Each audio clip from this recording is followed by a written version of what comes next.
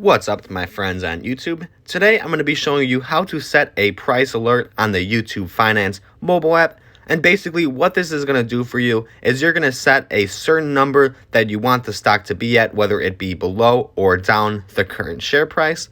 And what it's going to do is when it gets to that price that you set it at, it's going to send you a notification out to let you know. And then obviously you could do whatever you want with that information. But the main reason that people like to do this is so that they can set a price. And if it hits that price, they could go on their brokerage and either buy more stock or sell their stock.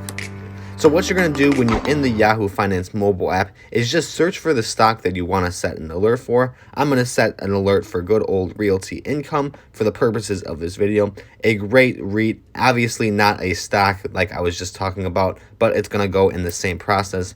And what you're going to do when you're at this screen here is you see a bunch of different icons, but you're looking towards the top right corner there, and there is a bar.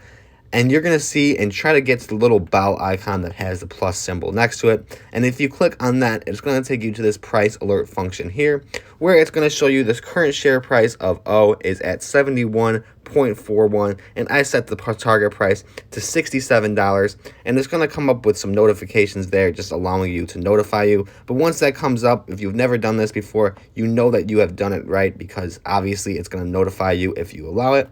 And I'm just setting another one for VU here at 450, just so that I could be bullish on VU, and once it hits 450, I will be able to celebrate for my notification.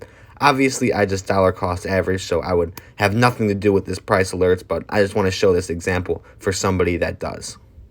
And I know that was a lot of information that was spit out at you at one time. So if you did have any questions or where you were confused at all on what I said, just comment down below and I will get back to you as soon as possible and help you out there. But if you found this tutorial helpful today, like and subscribe, and thanks for watching.